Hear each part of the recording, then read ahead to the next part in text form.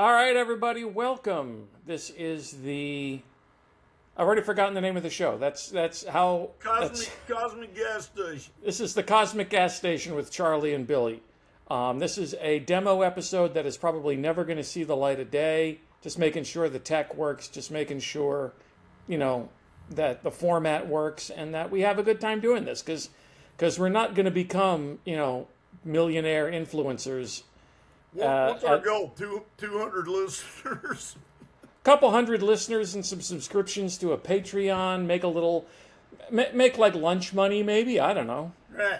Yeah. Buy the occasional pizza every couple months. Yeah. I mean, mostly we're just two early Gen X guys in late middle age who just have a good time having weird conversations that we were going to have anyway. So we just said, fuck it, let's record it. Let's go. You know what would be great if some more fucked up middle-aged Gen X guys would, I don't know, maybe get involved in comment. So yeah. Anyway, that would be good. Oh, go ahead. I was going to say we do have a lot in common. We're both musicians. You're more of a musician than I am. You've done it professionally for years. Right. You're kind of in the country. You're kind of in the country vein. I'm more in the folk vein. But right. you're like my songwriting mentor, for lack of a better word. Well, I remember a couple years ago you were going through a little spot there, man, where you were writing a lot and you were giving them rough demos and sending them, and I was just like, man, I think he's got this pretty good. Clean this up, and yeah. I was just looking at it the same way I looked at my own work, of okay, how can you streamline that? So, but yeah, and we chat a lot about the insane shit going on in the world. Right. We talk about the state of the world. We talk about music. We talk about baseball a lot. We're both baseball fans. And so this show is basically just two old farts talking about music and baseball and the state of the world. I have a question about us being baseball fans. Man, I usually pick two teams from each league to follow. I am not a hardcore. I've been a fan of this team my whole life, and they're my ride or die. I like the game more than I like any particular team, although I tend to follow teams that my friends follow, so I have stuff to talk about them, and that's and I follow them. One of the teams that I root for are the Mets, and that's you're a Mets fan. Because I am my other top team is Kansas City Royals, and here's my question: the way those two teams are playing, can we really call that baseball? No, and we're going to talk about this later when we get into thoughts about the first half of the season. But no, those two teams just suck this year. And I have serious thoughts about the Mets, who are, for better or worse, my lifelong number one team, always were. Well, they're your ride or die. I mean, I know I know you tear them down. You like the Brewers, you like the Rays. Well, I mean, I have this rule that I will root for the Mets beyond anybody else, but I'm also realistic enough to know that most years by All-Star break, the Mets are not in it. It's over. And it's over. And at that point, I'm willing to adopt a short-term bandwagon team. And this year, my bandwagon teams are two teams that I think are generally playing great baseball and are deserving of a championship. They're the Milwaukee Brewers and the Tampa Bay Rays, although right. you would not tell from the last few days that the Rays are a good team. They've been getting their asses beat by the Red Sox. Well, me and you both tend to, and my other friends that I do baseball with too, man, we all tend to like small market teams. Yes. That's, I mean, well, the Mets are. It's easy to be a Yankees fan or a Dodgers fan, they got all the goddamn money, and really, it should be easy to be a Mets fan. They got plenty of money. Well, that's the thing. That's the thing. We can talk about baseball at the front of the episode. That's fine. That's the thing. The Mets front office is a bunch of absolute idiots, and a few years ago when Cohen and Steve Cohen bought the team, he hired David Stearns away from the Milwaukee Brewers to be general manager, thinking that he built the Brewers into a multi-year contender. He can do the same for us, except the Brewers did it with data analytics and bringing up homegrown players, and then they brought in this Moneyball guy and handed him a checkbook, and he's still applying the Moneyball analytics and not opening the checkbook. They paid Juan Soto a huge amount of money, but then they threw Pete Alonso into the trash. And Nimmo. And Nimmo, yes. I mean, these are two guys who, two guys Alonso's generating about 30% of their offense. Alonso is a 35 to 40 year home run player, 100 RBIs a year, easy. Nimmo gets on base for him, easy. And they sent him away because the analytics said, well, Pete Alonso is turning 30. He's going to break down in a couple of years. He's a guy who has, I think he's played 162 games every season since he came up. I don't think he's missed many games. He's not a great first baseman, but first base, you have to catch the ball. Yeah, you're right. He's not a world class first baseman. But he's a first class bat. When you hit like that, you don't really have to be. And I mean, first base was the position where first base and right field are the positions where they put the guys with big bats who couldn't swing, who couldn't catch, who couldn't field. I don't keep up with the individual stats the way that you do. So any points I make about it's going to be observational shit because I don't like any kind of math. I and that includes stats. But I tell you what, I do remember. I remember the Mets last year. They were on a pretty good streak. They'd won 6 or 7 in a row, and they were at their last at bat. They were down 1 or 2. Winning run comes to the plate, and it's Alonso, and he hits a fucking dinger, man. And he did that a couple of times. I mean, he got more walk-off hits. I don't know the stats, but I know he had walk-off hits in 2 or 3 games last year. And he's a power guy, but he also hit a lot of doubles, man. I mean, he just could hit. And they got rid of him. And I started watching the Mets, I don't know, 6 or 7 years ago when me and you first started, to really kind of be friends and talk about baseball. And they were contenders. And they got to the playoffs, and I don't remember who put them out. Atlanta, I think. And they gutted their fucking starting pitching rotation. Yep. That's when they got rid of Grom and they didn't they didn't protect them guys. They just let them walk. And I asked you at the time. I said, man, why in the hell are they going into full rebuild mode, man? This is like they're finally up to the first step, and this team should be really good for a long time. Well, this wasn't supposed to be a rebuild year. This was supposed to be the year they went for the brass ring. Well, right. And they let no, fuck that. We ain't having it. They let Alonso go, and to replace him, they got a series of people who've never played first base who don't hit that many home runs. They got Jorge Polanco, who's good for 25 home runs, but he was, I think, an outfielder that they said, okay, now you're playing first. They had Mark Vientos, who's good for 20-something home runs. Who's pretty solid, yeah. And Vientos he's a natural third baseman, not as good as Brett Beatty is at third base, but they said, okay, you're platooning at first base as well, and he can't play first. The learning curve has been difficult for him. And then they have Ronnie Mauricio, who's a younger player. He's another natural third baseman. They have 3 third basemen. And what do? They sign Bo Bichette, who's a natural shortstop, and they put him on third.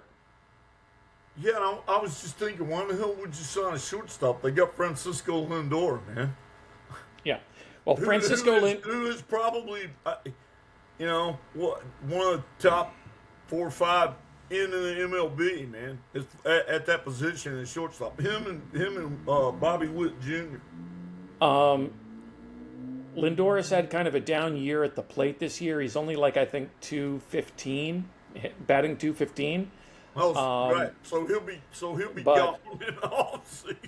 Well, here's the thing. The front office had a meeting with the clubhouse this week and said everybody is available for the trading deadline except Carson Bench, A.J. Ewing, the 2 rookies who are playing lights out. Right. Nolan McLean, the rookie pitcher, who is super solid. One other pitcher I can't recall off the top of my head, and Juan Soto. Notably, not on that list is Francisco Lindor, who is theoretically available for trade talks. Not saying they're going to trade him, but they're entertaining offers. Well, and again, man, I'm not following the stats that close, or at all. But if what you just said, Jesus, man, they're gonna gut the rest of their fucking offense, man. What they're gonna do is get rid of some of these veterans who are receiving a lot of money and try to rebuild with young talent in the farm system and bring them up again. And all of that would have made sense if they hadn't given Soto, $400 million fucking dollars? Yes, Soto got Shohei Ohtani money, and he's certainly hitting. And then they ripped the team down, man. Exactly. He's hitting like Shohei. He's got a 930 something OPS. Right. And I think he's on pace for 45 home runs this year. But Shohei Ohtani is singular. Right. He's good for 40 home runs on an off year. And this year he's also pitching with a 1.7 something ERA. Right, an ERA under 2, yeah. He's won back-to-back MVPs, and he started this year saying, "This is the year I want to win a Cy Young." And Shohei Ohtani just went out and pitched like he's going to be a Cy Young. Right. And it's. Well, they went into full rebuild mode when they were rebuilt, man. They had. See, that's the thing. This wasn't rebuild mode. This was drop the ball mode. They fucked up. They absolutely dropped the ball. David Stearns probably thought he was making roster moves that were going to help the franchise get over the hump, and instead they're I want to say 20 games under 500 already. Yeah, that's about right. And they're still they were a couple games different league, of course, but yeah, and my other team, the Royals, they're although they won last night and the night before, because one of the third small market teams that I watch is San Diego, and I've been I don't watch them as much. Just simply because they're on the West Coast and I'm on the East Coast, and that time differential is just murderous, man. It always struck me that we call San Diego a small market team. San Diego is a city of 1.5 million people, but they spend like the Pittsburgh Pirates. Well, right. I mean, but they're not the fucking Dodgers, man. No, they're not, and they don't really want to be. They certainly don't have the money to try and do that. And I like the Angels, because Gene Autry. Well, that's all you. What's that? Oh yeah, Gene. I said you like the Angels. Well, that's all you. I mean, right. But I forgot about because of Gene Autry. The singing cowboy. Hey, he bought that team with that Rudolph the Red-Nosed Reindeer money. Yes, although it was much easier to buy a ball club in the '60s Right. than it is today. And I like Mike Trout. Mike Trout is a great ball player. And he's like our age, right? He's getting up there. He's like I think he's 15 years, 16 years in the bigs. Not quite our age, Right. but he probably still has all of his testosterone, and I know neither of us do. I can't make that claim. But yeah, Of course. So that's it's been a frustrating year for me, baseball wise, man. And the top two teams, the Mets and that are mine, man. The Mets and Kansas City should have been contenders. And Yeah. but I think their issue is coaching staff, man. And you look at the way that they've scored runs the last 2 years, man. That they'll put up 12 runs, and then they'll score 3 over 5 games. And I'm like, man, just the cycle says it's going to rise and fall and rise and fall. But when it's that weirdly lopsided, man, I have to think that that's some issue with the coaching staff, man. Probably. I mean, the manager doesn't actually generate runs, but No, they have all sorts. They have all offensive coach and hitting coach set them guys up for how it goes, man. Exactly. And the decisions that the manager makes, on the batting order and the pitcher matchups, they can really make a difference. But at the end of the day, the players have to execute. Well, and they had the same issue kind of that the Mets had. Their starting rotation just got fucking decimated with injuries, and this guy's out for 2 weeks, and then he comes back and he's not quite on yet, and and their bullpen has just been shit, man. I mean, just absolute shit. When you got a bullpen that a 5-run lead isn't safe in the 7th inning, man, you got problems. Yeah, absolutely.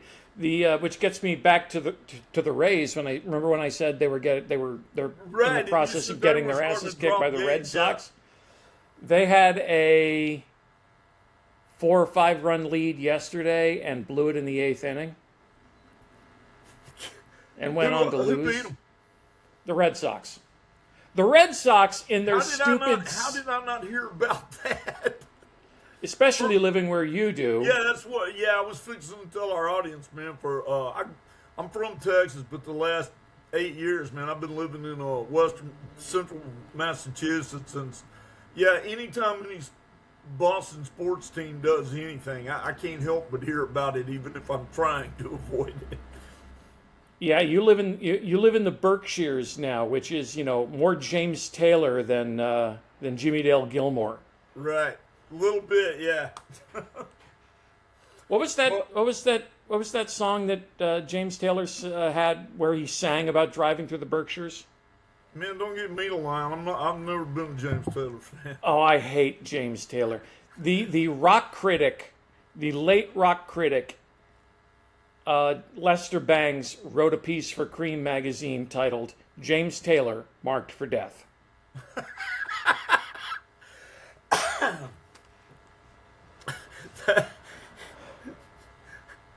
Yeah, he kind of gave all of it away there in the fucking headline, didn't he? Yeah, he kind of flagged what the story was going to be about in the title, but he delivered. That was Lester Bangs. And here's the thing, man. I'll give it to James Taylor, man. The guy wrote some great songs. I don't like voices like his. That soft kind of. Yeah, it's just not my fucking cup of tea, man. Nope. I like a little more grit in there, but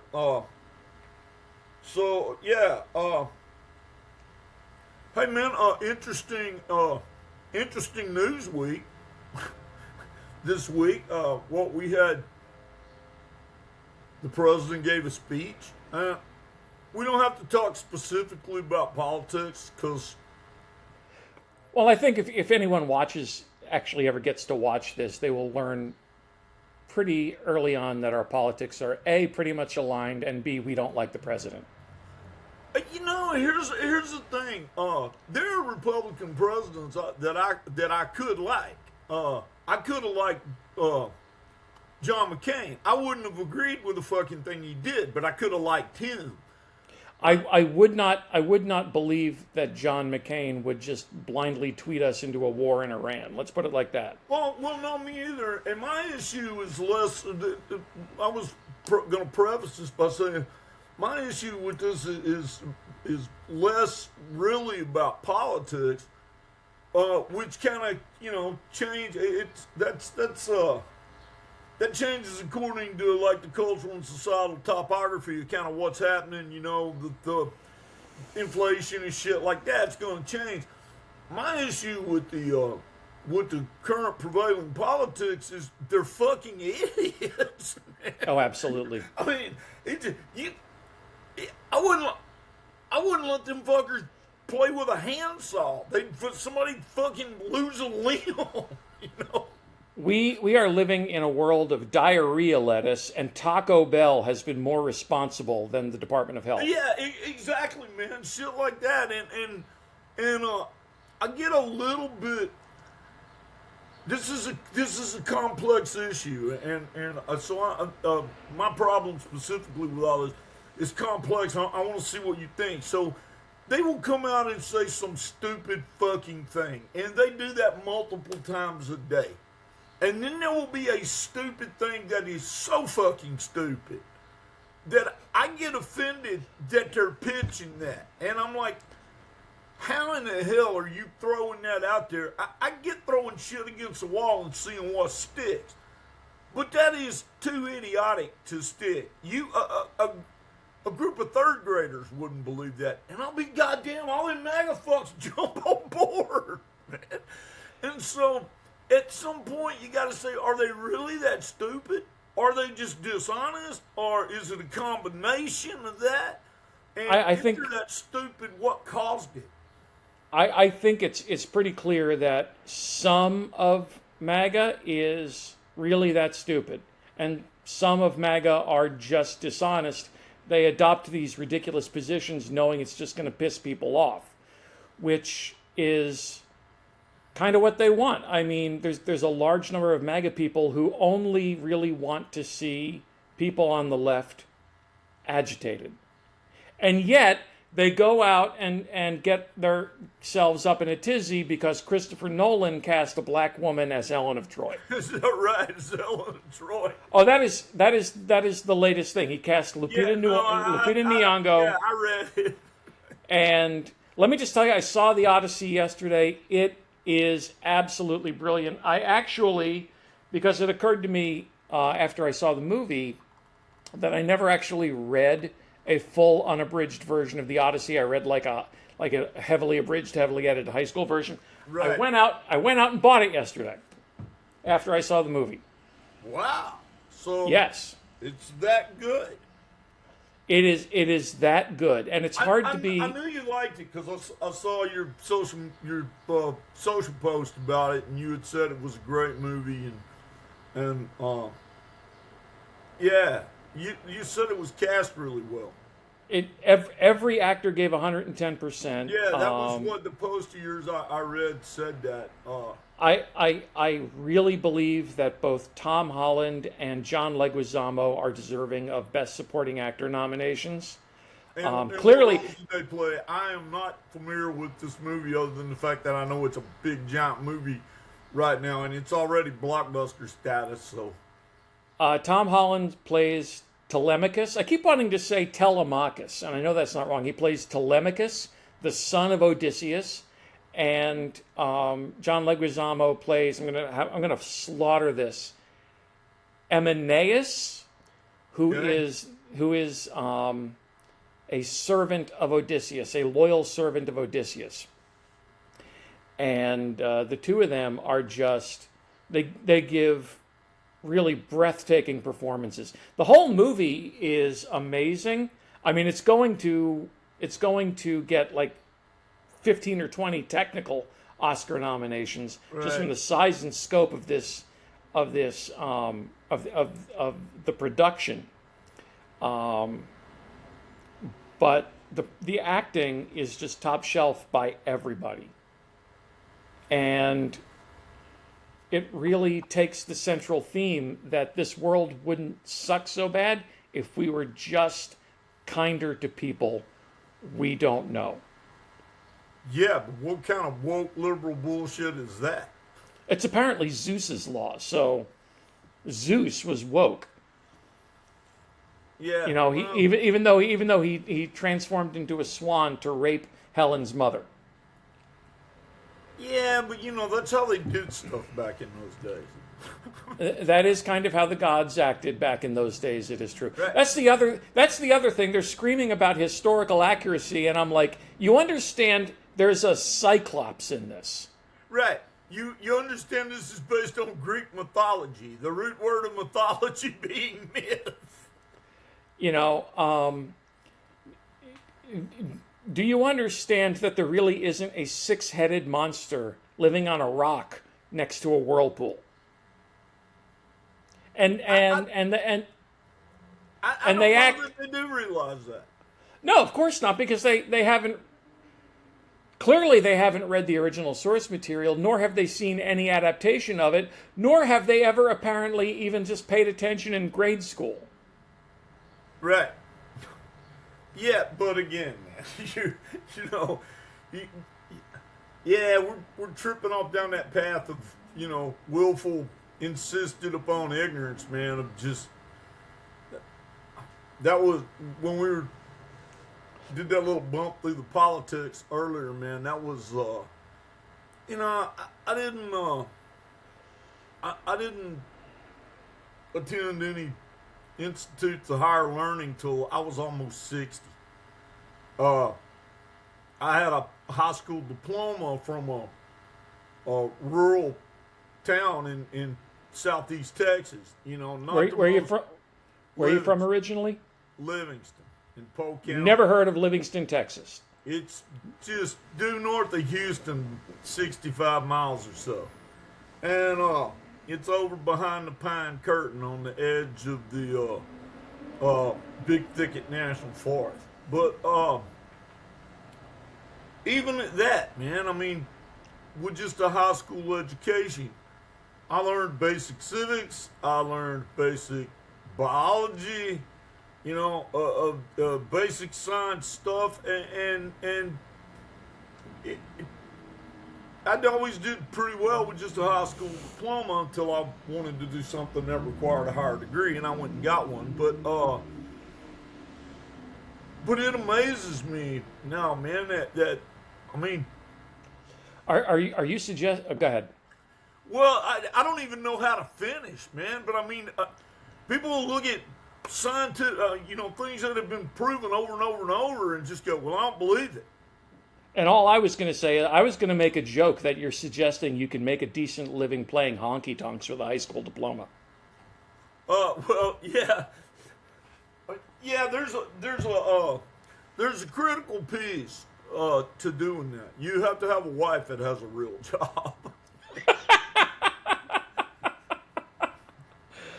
Okay, that is a fair point. It's Well, I guess mean, the drug. Look anywhere, man. Yeah, it's a version of the drummer's rule.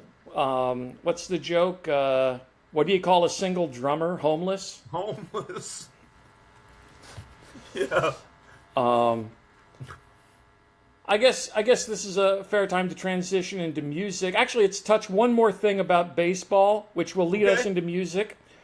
Whose fucking idea was it that the Sunday night baseball theme should be a bro country cover by Zac Brown Band I of couldn't Emerson, fucking believe that, man. Emerson, Lake and Palmer's Carnival Number 9? Who made that fucking call?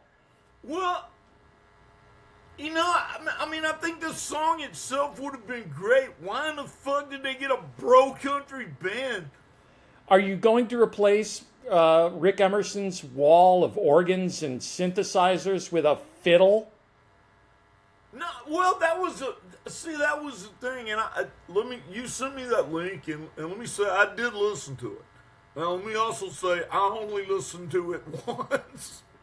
Oh yeah, no, it is like the Carrie Underwood Sunday Night Football theme. I hit mute. Right. And I was just like, damn, if you were going to do that, why didn't you get a prog cover, a cover band that does prog rock and got them to fucking do it? It would have sounded better. Absolutely. I mean, that would be about the equivalent of me covering Pinball Wizard, man. Except your Pinball Wizard would be. Get your brain around that for a minute. Your Pinball Wizard would be a lot better than Zach Brown's Carnival Number 9. Let's put it like that. Fucking atrocious. It is easily one of the worst things I've heard in a long time. That's like I don't know, man. That's like a fucking crime against humanity.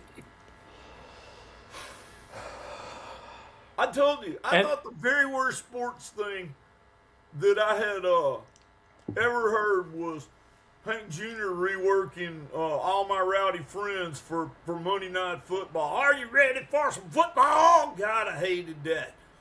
That was bad. And that was still light years ahead of this, man. And you don't like Hank Jr. at all. I do not. I do not. And I think if there's any artist anywhere, man, that just took the easiest fucking way of least resistance and, for lack of a better word, kind of betrayed his talent and his skill, it's him. He did some great fucking albums in the early 70s, man, at the beginning of that kind of outlaw stuff, and he had some great fucking songs. He had an album called Friends. That was like his really big breakthrough where he broke away from his dad's stuff. And I don't remember all the album's names, but he one of them had a song on it called Dinosaur that was just fucking great. And he really was, man, it was good stuff, man. The material was good. The players was good. He was good. The production was great. Those were just top shelf records. And then he did Family Tradition, which was great. And after that, man, he nosedived to the lowest common fucking denominator and never even tried to get it to rise above that again. It kept being that I'm a wild Southern man bullshit, man. I haven't listened to much of Hank the Third, but he is miles better than his dad. He's miles better than Hank Jr. Because fucking close, man. Because Hank the Third is basically he listened to Waylon and Willie, right. And here's the thing, man. We're talking about politics. I think about half the guys in the South, man, ought to sue Hank for telling them back in the early 80s that all you had to do was be able to skin a buck and run a trot line and you'd be fine. And them are the fuckers now that are stealing their neighbor's goddamn catalytic converter to buy fentanyl, So while we're talking about country music, we have been we've been chatting back and forth about a kerfuffle in country music for the past week or so. And I'm going to summarize it in case this video ever does see the light of day. But Charlie Crockett is a... Okay, I'm sorry. He's a king of the wild frontier. Different Crockett. Oh, yeah. But he is a mid-tier country artist who is at the exact point in his career where he can either break big and start doing, Nashville corporate and make the money and play the arenas, or he stays as kind of like a niche indie act. Or there's And a third option. His career can take a big shit and die. well, that's what happened, and we'll get to it. He booked a band that described themselves as Satanic Doo-wop to open a few gigs on his tour.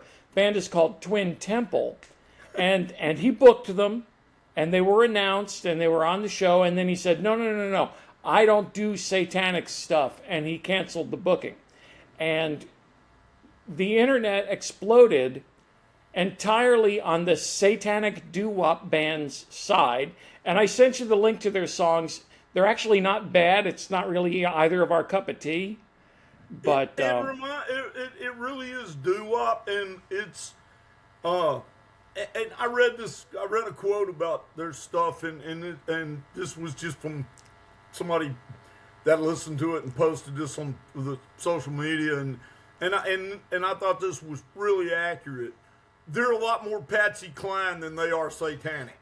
And apparently, well, I mean, the song titles include Lucifer, My Love, and Let's Have a Satanic Orgy. But yeah, she sings, she sings. They do sound a lot like Patsy Cline, and in fact, their next album was produced by Shooter Jennings, and is said to be more in the Patsy Cline vein. Shooter Jennings, who also produced Charlie Crockett's record. Yes, that's how the connection was made that they should tour together. Right. After getting the bookings canceled, Jack White said to Twin Temple, "Hey, open my show in L.A." And they did. Now they're opening a big metal tour in Europe with Danzig, and they're getting written about in Rolling Stone. Right. And they're selling records from people who had never heard of them because of the backlash against Charlie Crockett. Now, Charlie Crockett has been chased off of social media and swears he's getting canceled. So, what do you think happened? I know what the answer is because we talked about it, but let's hear your theory. What do I think all that was about? Yeah. I think that was Charlie Crockett. First, man, I'll start at the beginning. They share a producer, so you're not ever gonna fucking convince me that he didn't know the nature of their fucking material, man. They sell themselves as Satanic Doo-wop. It's right there in the name. It's the same way as if somebody, outlaw country, you're going to figure there's going to be some outlaw country in there, right? Yeah. So that was one thing, and he booked them, and it wasn't a full tour. It was 2 shows they were going to open, and he canceled them, and he could have quietly done that. He didn't have to do it the way he did, but he made as big a splash as possible. And I think he was sending a little fucking dog whistle to corporate Nashville country that I am willing to sell out and suck your dick for the big money. Yeah, the whole thing. If you can wire me in to some of that Luke Bryant type money, some of that big arena money, I am willing to be as down home country, wild southern man loving Jesus and all that shit as you want me to be. I am willing to be marketed to the fucking rubes. And that is what I think happened. I think this was a massive PR stunt that absolutely backfired, because now his own fans have turned on Charlie Crockett. Well, and because now he wasn't really a Nashville country dude. He had that Americana thing going, and a lot of them were from the middle, man. They didn't buy into try that in a small town or rich men north of Richmond or any of that other cosplay working man bullshit, man. God fearing and they tend to be about the thing, man. The music, the whatever, the message, and so I think he stepped on his dick. That's what I think happened. Yes, and there is a huge market for country that isn't reactionary politics and isn't cold beer, pretty girls, and pickup trucks.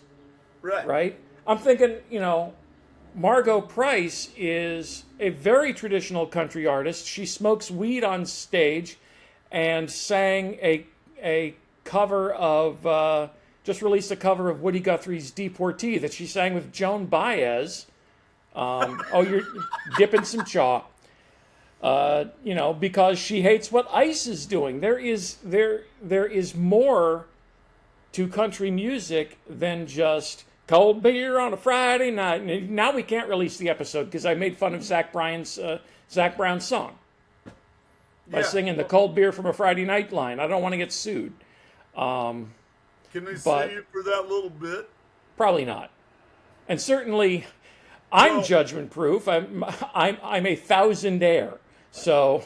Well, and here's the thing, man. This is a maiden test launch of a podcast whose goal is to eventually have 200 listeners. There probably nobody's gonna notice that we did that. Oh, absolutely. I mean, thinking they're going to come after us, well, that's kind of delusions of grandeur on our part. And I am, and I can be deluded about a lot of things. But no, I mean, there is definitely a market for country music that does not celebrate reactionary America. Well, and again, but me and you bonded to some degree over baseball and music, and yeah, I like that old country rock 70s California stuff. That's why I record in LA and why I like to play out there, and because there's still a lot of that present in the music scene out there. But I like the old straight up old hillbilly music too. I like that because it was at least honest. It might have been hokey. You weren't going to get fucking poet laureates, but it was honest and it was authentic and genuine. Yeah. And the shit you're talking about now, it's like I said, it's cosplay. It's a bunch of suburban, upper class suburban guys cosplaying being piss broke farmers. Yep. It's like that thing with Kid Rock. Well, he's street. No, he's not. And his dad owned a bunch of fucking car dealerships, man. He's about as ghetto as I am. Yeah. And yeah. So, it's kind of bullshit. But here's the thing. I think the new audience for the kind of country that we're talking about, I think that they're cosplay too, man. And it's just reactionary shit of, well, it puts us in a good light. It's because, I'm a salt of the earth, and I'm a wild southern man. I can skin a buck. Now, come here and give my dick a few yanks. The country music you like now is stuff like Butch Hancock. Oh, yeah. And and that shit always was part folk and part rock. Yes. And I played this for you the last time I was up visiting you, but I played you the very first song I ever wrote when I was 21. It was basically a ripoff of Butch Hancock, except it sucked. It sucked. But here's the thing, man. If you're going to steal from somebody, Butch is that's a good choice. I think it was Todd Rundgren who said, if you're going to steal from the best. Right.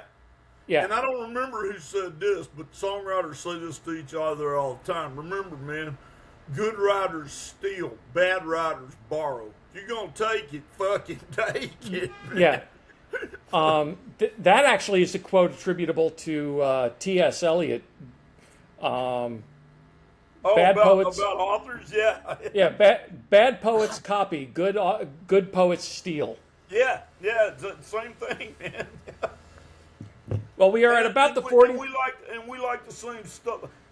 Year before last, didn't you go and see? I know I got a free ticket at the last minute and got to go see Jimmy Dale Gilmore and Dave Alvin. God damn, that was a show, man. I saw that when he came through Philly, right? I saw that show at the Ardmore Music Hall in Ardmore, Pennsylvania. It was a last minute thing for me. I had nothing to do that night, so I just showed up and bought a ticket, and it was a great show, absolutely great show.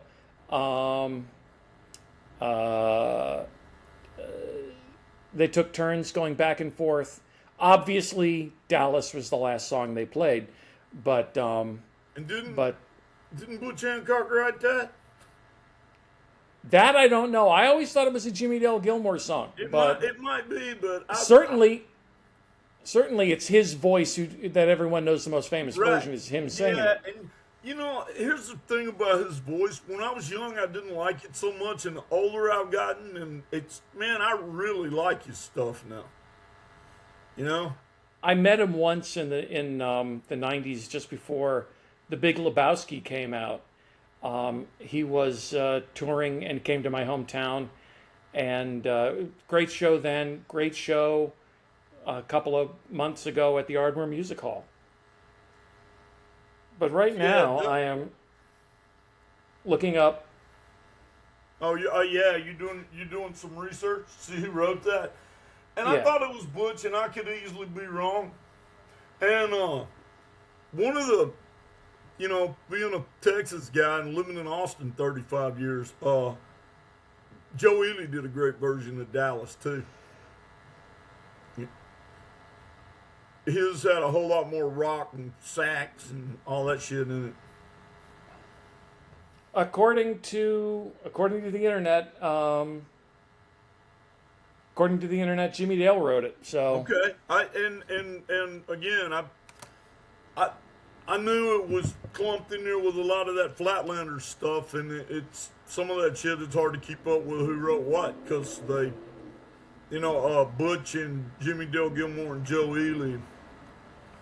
Sadly, we're not going to get another one of them reunions because Joe passed this past year. Yep.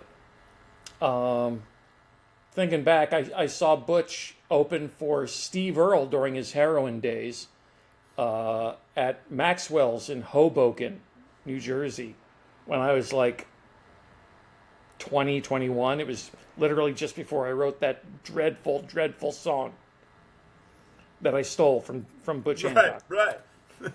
I don't remember much about the Steve Earle part of the show, but the Butch never left me.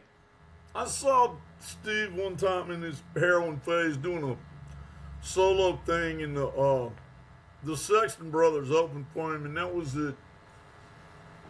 It may have been at Antone's in Austin, and Steve wasn't bad. He's a great writer, but it wasn't a very energetic show, and it was. Well, no, he was He was deep in his out. he was deep in his addiction, and Yeah.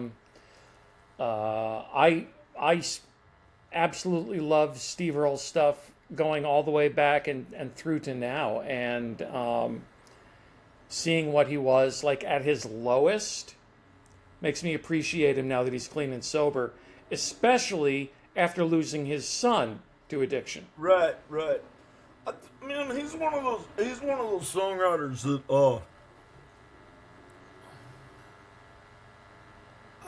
a lot of songwriters, man, their stuff is front loaded. They do 3 or 4 good albums, and especially if they're doped out, and it's great, and they make this huge impact, and then it kind of tapers off. To me, his songwriting's gotten better. Now, Oh, yeah. I like that earlier stuff, because that was that straight up country rock folk shit, man, where he's hitting you in the face with a fucking loud band and, Bucky Baxter and playing the steel, and that, that shit's just driving, and I like that. But he's a better songwriter now, especially his wordsmithing is better, man. Yes. Copperhead Road is it just hits you. It is hard rocking, but That was the last album of his I bought. I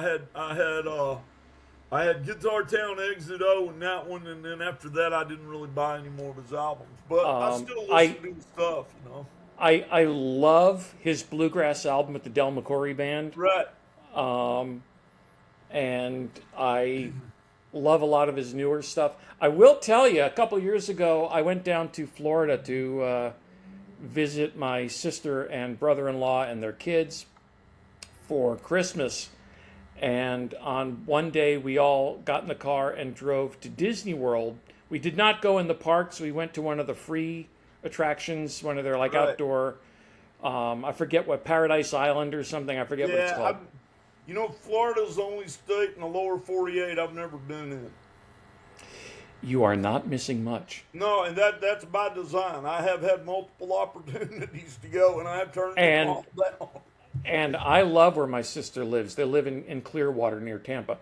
But anyway, so I'm walking through this Disney shopping village extraordinaire.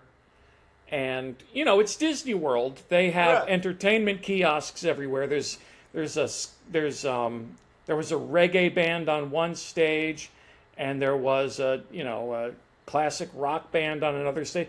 They had a country duo on one stage, guitar and singer, and they're doing frickin' Copperhead Road at Disney World, singing about getting into a shootout with the DEA. Right. You know, to people who are out there trying to buy their Goofy and Mickey animation cells. I'm guessing that the management at the park there didn't listen to, you know, when you tell me that, what hit me when this is real famous now, the modern day spiritual that was on, I don't even know, it was one of those nameless staff duos for Lawrence Welk that did One Toke Over the Line, Sweet Jesus. And he introduces it as it's a modern day spiritual. Because he says "Sweet Jesus" a lot.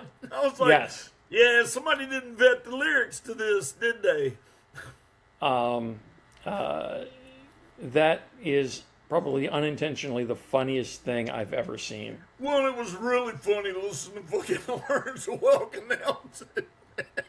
A one and a two. All right, we are I'll find that clip and send it to you. I've seen it a million times. You already know it, yeah. Yeah, I will. I figured you would have had to have seen it, man. I mean, because I will. I actually set up a couple of social media channels. So for all the stuff we can't actually have on the show itself, I'll Right. post links. Right, But- without getting in trouble with all the music licensing people. Right.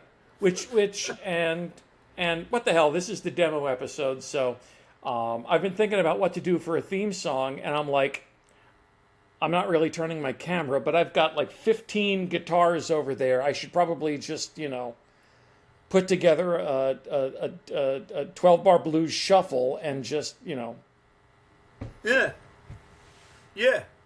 and then claim to have written 12-bar blues. Well, yeah. Or there used to be a guy in Austin back in the day. His name was Walter Torre.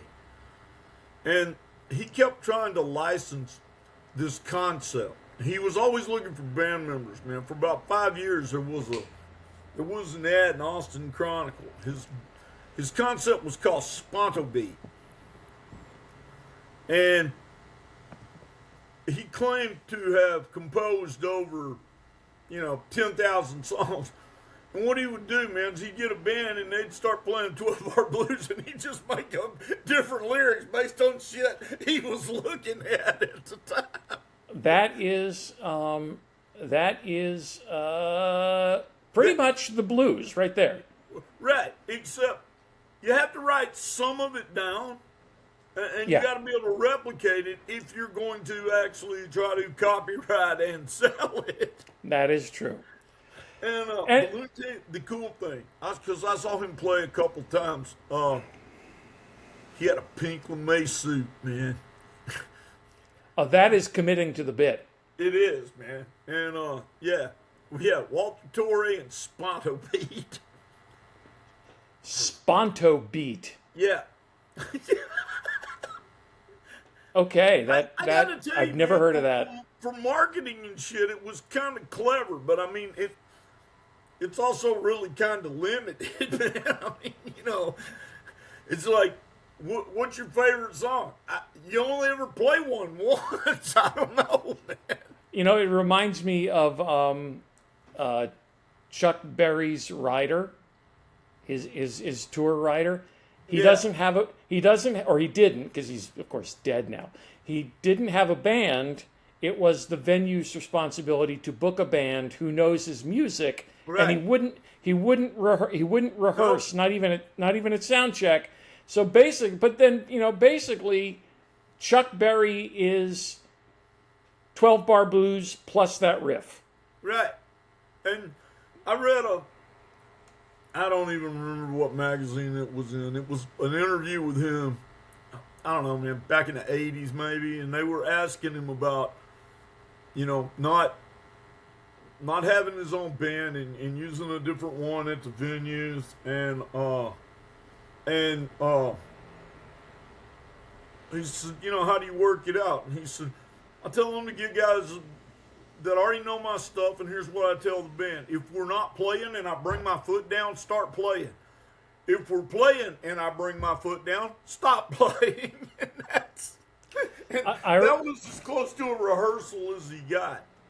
I remember the TV special that he did when Keith Richards put together that all-star band for him, and they actually did run through the songs beforehand, and it was so strange for Chuck Berry to be doing that, especially to be talking down, trying to teach Keith Richards how to play Chuck Berry. Right. Hail Hail Rock and Roll, was it the name of that was documentary? Yeah, that was like a HBO or Cinemax thing back in the late 80s, right? It was so good too. Yeah. It was a great hour and a half of music.